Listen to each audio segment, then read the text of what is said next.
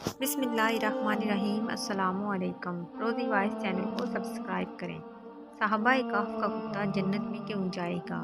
قرآن میں کتے کو 3 باتوں کی وجہ سے نجس العین قرار دیا گیا ہے۔ کتے کی وہ 3 فطرت جن کی وجہ سے اس کو نجس العین قرار دیا گیا۔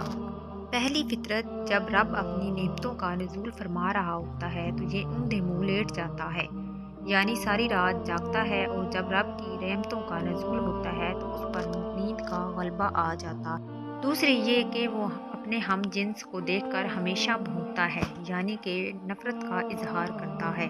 تیسری یہ کہ وہ اپنی غذائی ضرورت پوری کر کے بچی ہوئی غذا کو زمین میں چھپا دیتا ہے۔ میرے محترم دوستوں، میرے ذہن میں یہ بات آئی ہے، اگر یہ اتنا نجس جانور ہے تو قرآن میں وہ کتا جو صحابہ کہف کا تھا اس کے لیے جنت واجب کی گئی۔ صحابہ کہف کے ساتھ ایک کتا بھی تھا، یہ کتا ان کے ساتھ کہاں سے شامل ہوا؟ یہ ایک چراوے کا تھا۔ راستے میں صحابہ کہف سے چراوے کی ملاقات ہوئی اور اس نے بھی ان کے ساتھ جانے کا اظہار کیا۔ اس چراوے نے اپنی بکریاں آبادی کی طرف موڑ دیں اور ان پاک باز کے ساتھ ہو لیا، کیونکہ وہ چراواہ بھی حق کی تلاش اور دیدار الہی کا طالب تھا۔ اس وقت کتا ان سے جدا نہ ہوا اور ان کے ساتھ چلا گیا۔ جب دشمن ان کی تلاش میں غار کی طرف آئے تو کتا اپنی فطرت کے مطابق بھونکنا چاہا، مگر ایک دم چپ ہو کر سر نیچے کر کے بیٹھ گیا۔ دشمن یہ دیکھ کر سوچ میں پڑ گیا کہ اگر یہاں کوئی انسان ہوتا تو یہ جانور ضرور بھونکتا۔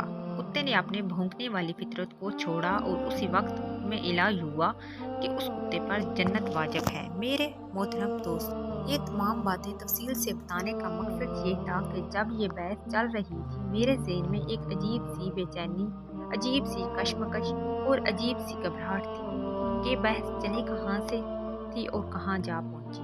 میری بے چینی کی وجہ سے یہ تھی کہ جن تمام فطرت اور عادت کی وجہ سے کتے کو نجس قرار دیا گیا تھا، وہ تمام عادات اور فطرتیں مجھے کسی اور مخلوق میں واضح نظر آ رہی ہیں۔ میں اس حقیقت سے نظریں چرانا چاہ رہا ہوں، مگر یہ اتنی واضح علامتیں ہیں کہ مجھے مجبور اس بات پر سوچنا پڑ رہا ہے۔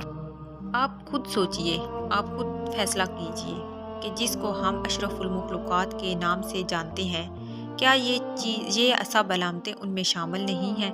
کیا میں اور آپ اس عادت اور فطرت کے شکار نہیں ہیں؟ ساری رات جاگ کر بے جا مصروفیات میں مصروف ہو کر صبح طلوع آفتاب کے وقت سو جانا، کیا یہ میری اور آپ کی عادت اور معمول نہیں بن گیا؟ اپنے ہی بہن بھائیوں کے لیے آسانیاں پیدا کرنے کے بجائے مشکلات پیدا کرنا میری اور آپ کی فطرت میں شامل نہیں۔ اپنی غذائی ضروریات کو پورا کر کے فریج میں رکھ دینا اور شاید کچھ دن بعد یا کچھ دیر بعد اس کو ضائع کر دینا میرے اور آپ کا معمول نہیں۔ ان سب کا جواب شاید میرے اور آپ میں سے کسی کے پاس نہ ہو۔ پھر اللہ جو سب جہانوں پالنے والا اور قادر، متعلق اور خالق ہے، وہی اللہ ہے جس نے آدم کو جنت سے زمین پر اتارا۔ وہی اللہ ہے جس نے حضرت نوح کو کشتی بنا کر ہدایت پالنے والوں کو اکٹھا کرنے کا حکم دیا۔ وہی اللہ ہے جو حضرت ابراہیم علیہ السلام کو آگ سے بچانے والا ہے۔ وہی اللہ جو حضرت اسماعیل علیہ السلام کو چھری کے نیچے سے نکال کر اس کی جگہ دمبے کو ذبح کرواتا ہے۔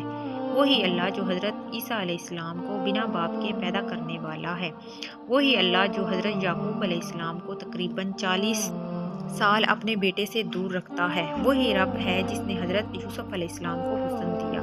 وہی رب جو حضرت محمد صلی اللہ علیہ وآلہ وسلم کو عرش پر ملاقات کے لیے بلاتا ہے اور تمام انبیاء علیہ السلام کی امامت کرواتا ہے۔ اور وہی رب جو حضرت علی کو شیر خدا کا لقب دینے والا ہے۔ اور وہی رب جو حسن حسین کی اولاد کو کربلا میں قربان ہونے کا حکم دیتا ہے۔ وہی رب جو غوث اعظم کی ایک نگاہ سے ہزاروں مسلمان کرنے والا ہے۔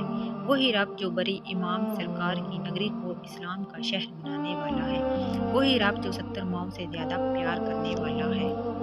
اور اس نے ہمیں یہ سمجھا دیا کہ اگر صحابہ کہف کے کتے نے ایک فطرت چھوڑی، اس پر جنت واجب ہو گئی، تو پھر ہم جنہیں میرے اللہ نے اشرف المخلوقات کا درجہ دے کر اپنی سب سے پیاری مخلوق بنا دیا اور اپنے سب سے پیارے محبوب نبی کا امتی بنایا، اور جو منتظر رہتا ہے کوئی شخص استغفار کے الفاظ ادا کرے اور میں اس کو بخش دوں، کیا رب ہمیں معاف نہیں کرے گا؟ یقین کرے گا۔ میرے عزیز دوستوں، سوچئے گا ضرور اور اگر ہو سکے تو عمل بھی کیجیے گا۔ شکریہ۔